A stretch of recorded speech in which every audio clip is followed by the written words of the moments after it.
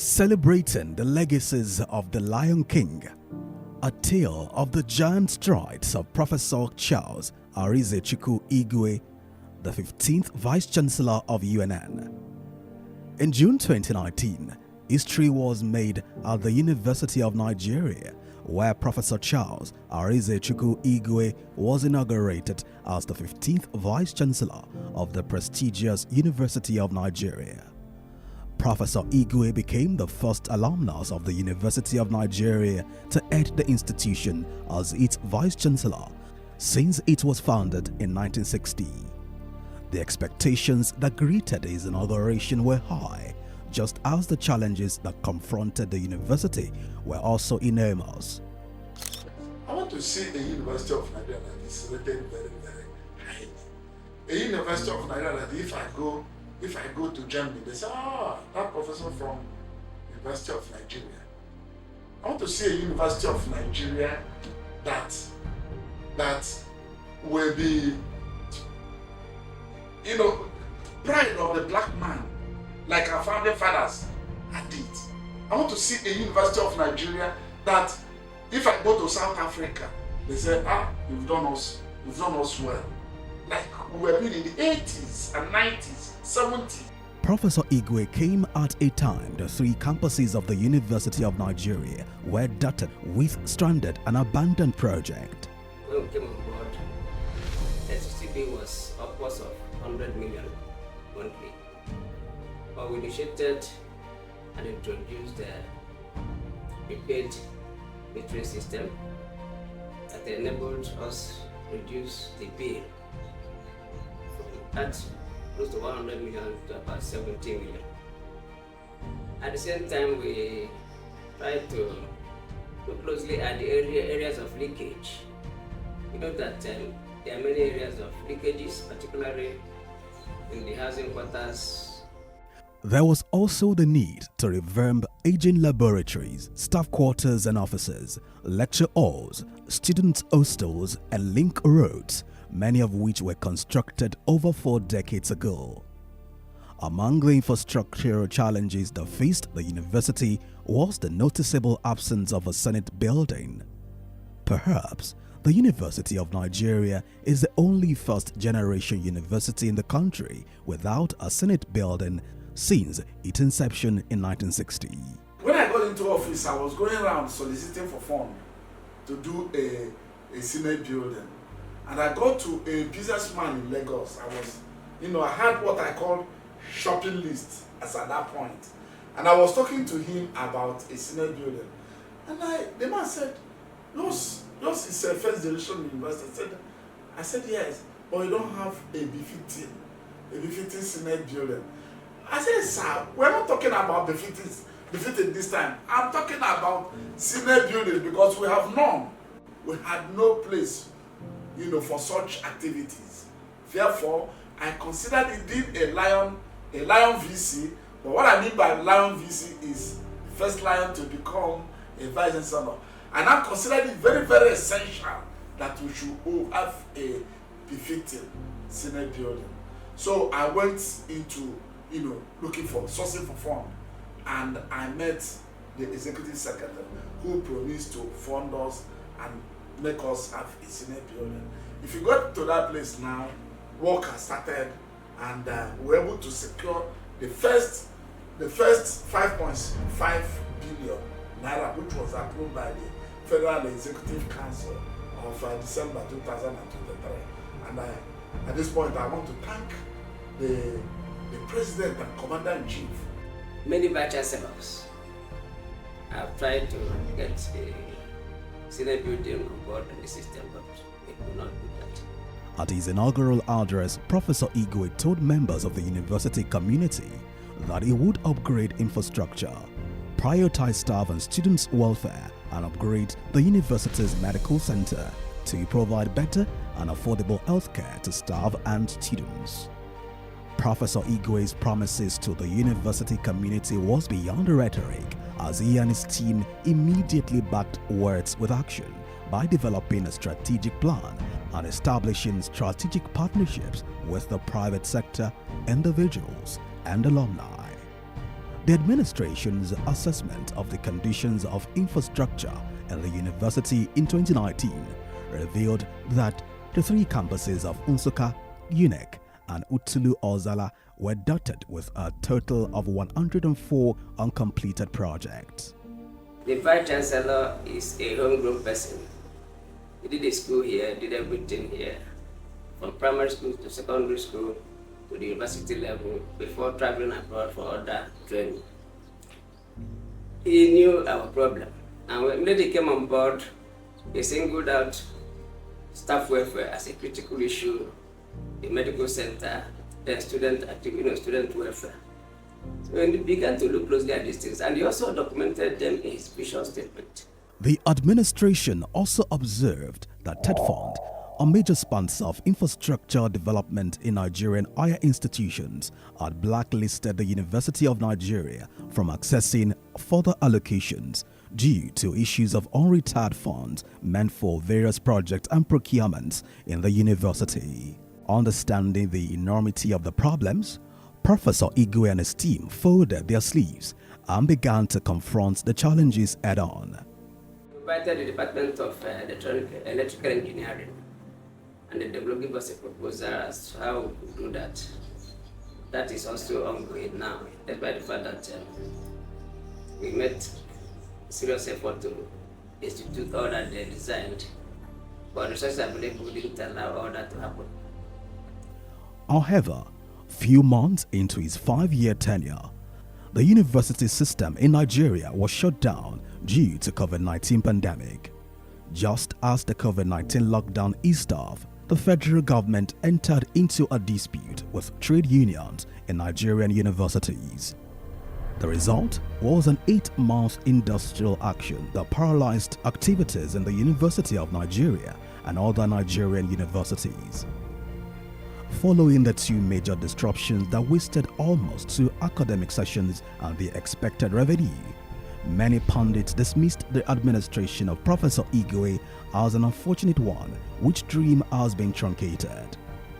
Undaunted by the incident, Professor Igwe and his team doubled their efforts and were determined to make a difference.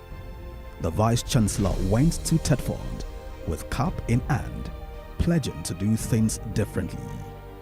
He assured the management of TED-Fund that he would address all the issues the organization had against the UNN and enthrone a more transparent and accountable regime in the management of TED-Fund project and other interventions in the University of Nigeria.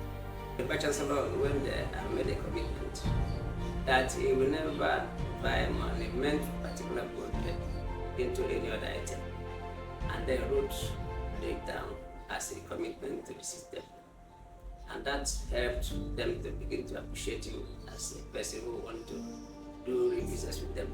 Consequently, there was a flurry of TED-Fund interventions in UNN, leading to the completion of many stranded projects, some of which include the Faculties of Medical Science and Dentistry Building, Blocks A, B and C at Utulu Ozala, the Central Science Laboratory Building at Nsukka Campus, the Faculty of Education Building at Nsukka Campus, the Faculty of Agriculture Administrative Building at Nsukka Campus, and the Cultural Center for the Institute of African Studies. These does not preclude laboratory equipment and office furniture that the university received from the TED-Fund. Significantly, with strategic engagement from Professor Igwe, the Federal Executive Council, through the TED-Fund, approved the construction of a Senate building for the University of Nigeria. The foundation stone of the Senate building was laid at the 52nd convocation of the University of Nigeria. I want to thank the government. I want to thank the government through TED-Fund and Federal Ministry of Education. They've worked hard to make sure that we have these edifices in place. Especially the Honorable Minister had a groundbreaking ceremony this morning of our new Senate building up there, the first of its kind. And remember that we've lamented over the years that this is the only first generation university without a Senate building, and it's coming during my time. TED-Fund also approved a number of new projects for the university. Some of them include the Faculty of the Social Sciences Building, Department of Mass Communication Building, Department of Adult Education Building, Faculty of Veterinary Sciences Building, among others. That explains why the Vice-Chancellor today is the pride of Third Fund, and Third Fund has been supporting the Vice-Chancellor. The administration's partnership with the private sector also paid off. In June 2020, Professor Igwe and his team flagged off the construction of over 12,000 bed spaces student hostel blocks. Private company called Viagem Property and Investment Limited is undertaking the project under a public-private partnership arrangement. TED Fund also responded by approving the construction of 60 rooms of student hostel block at Nsukka campus. The building has been completed and handed over to the university as at the time of this report. Also, the government and some concerned individuals stepped in to help the university renovate some of its hostels. Some of the hostels renovated include the toilet ends at the Balewa Hostel, Adelabu Hostel, Block A and B at UNN, the re-roofing of Akpabio, Akintola and Eyoita hostels, and the renovation of Mbanefo Hostel. Professor Igwe's administration was remarkable, with judicious management of the IGR, which ensured maximal impact with minimal resources. A total of 114 projects were initiated and completed under the internally generated revenue IGR from 2019 to 2024, while 78 other projects, which started within the same period, are at their various stages of completion.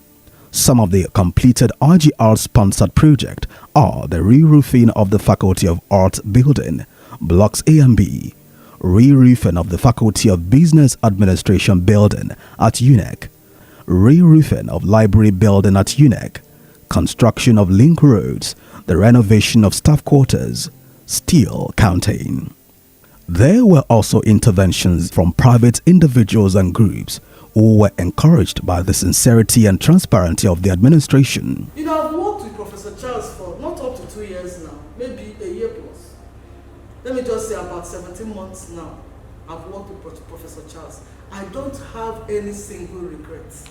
Many of them made endowments that helped cushion infrastructural and equipment deficit at various faculties and departments.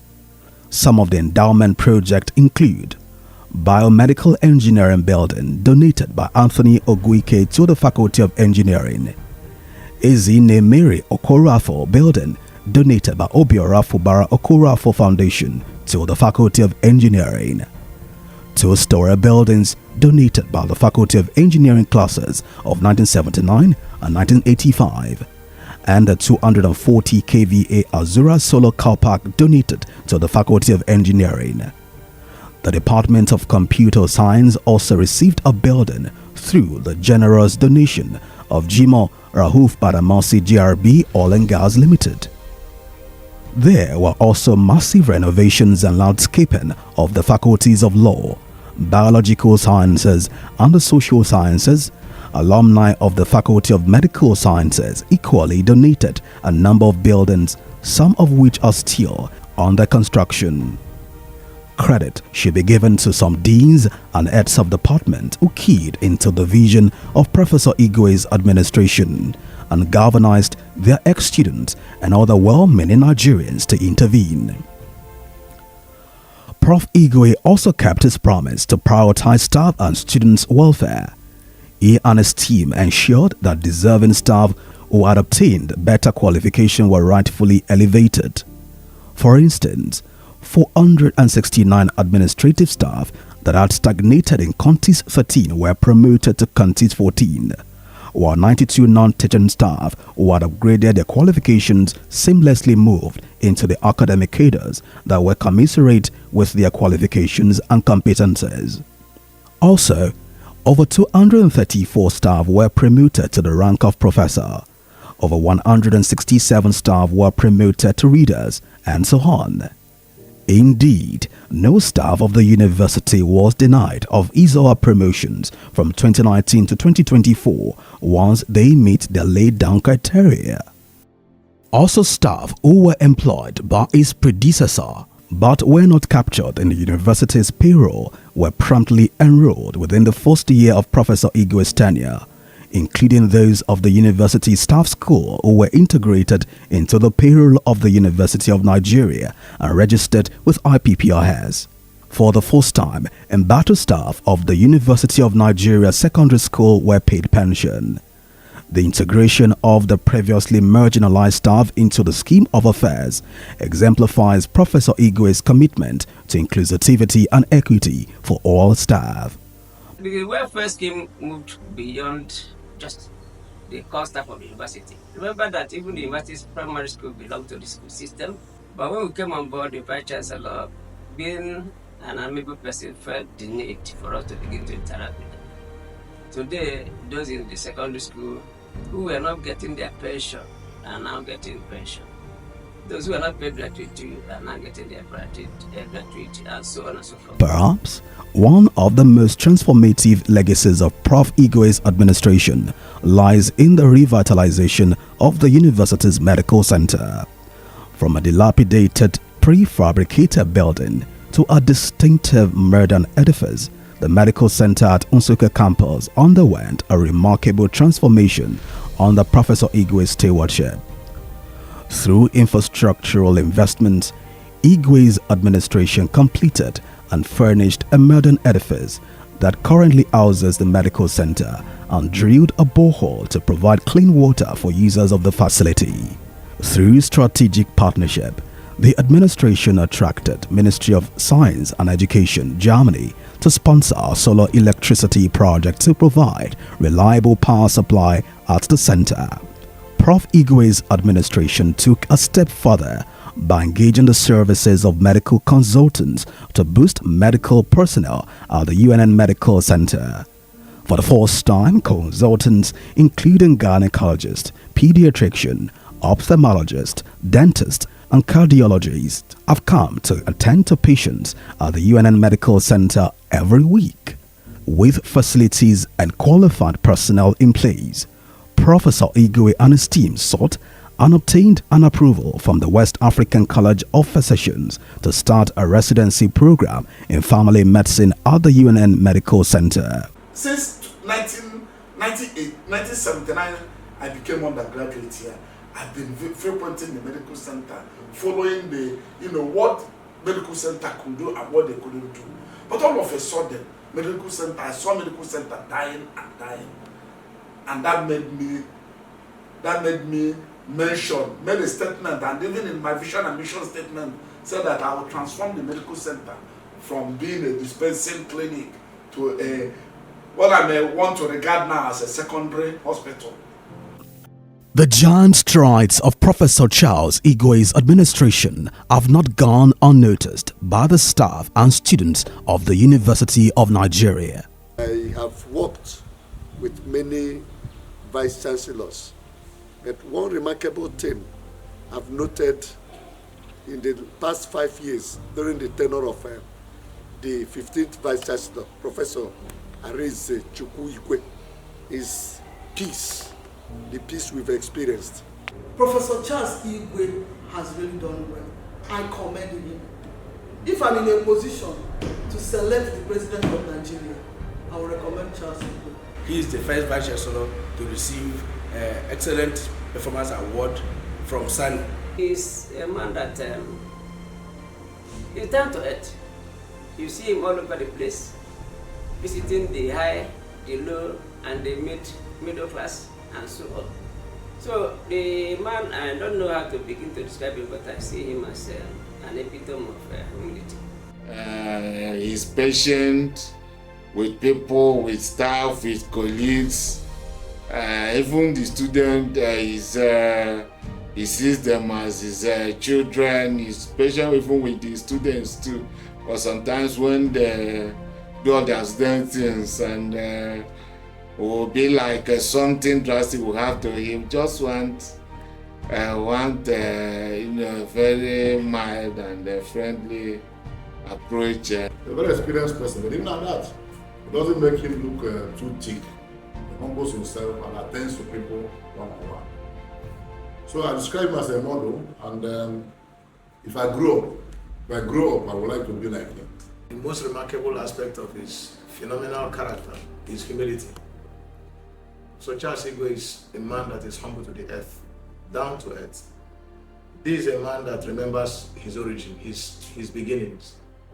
He does not arrogate any of his very many achievements to his special attributes. He sees that it is grace that brought him to where he is. Anytime I was at Nsukka, his office would normally be my first port of call. Not because we were equals, but because I found a good spirit and a heart I could relate with. Professor Charles Igwe is a student-friendly Vice-Chancellor. The welfare of the students is his utmost concern. Most importantly, when we, the student leaders, come to him and present a case, he doesn't allow that case to stay within a day. He sees his result. So he listens to the students, and he's not someone that when you come to his office, he will be harsh to you as a student. I think he's not even also a Vice-Chancellor. He's like a father to us. I must say that he's a unique person. His humility is second to none.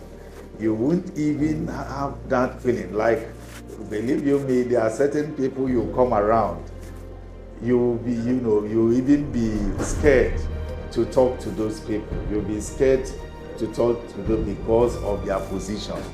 Because this man will take you in, relate with you like both of you. Even if I'm not talking because I'm the Deputy Vice-Chancellor. The same way he talks to me is the same way he talks to everybody. I've never seen that kind of humility, and he accommodates everybody. I don't think there's any person in this university who will say our Vice-Chancellor has shouted at him or sent him away, with anger. It's difficult. It's rare to find someone in this position. Professor Igwe is not the bossy type. In fact, he is humility personified. At the time when we see that everything has gone wrong, the COVID, the strike, no money, no school fees for 2 academic sessions. And yet, the university really closed down. As members of the University of Nigeria community celebrate the successful tenure of Professor Igwe as the Vice-Chancellor, he would be remembered as a practical Vice-Chancellor who started the journey towards revitalizing the University of Nigeria's infrastructure. History will remember him as that Vice-Chancellor who used strategic partnerships, project revival, and prudent resource management to embark on a journey to redefine the University of Nigeria's role as a beacon of academic excellence in Nigeria and beyond.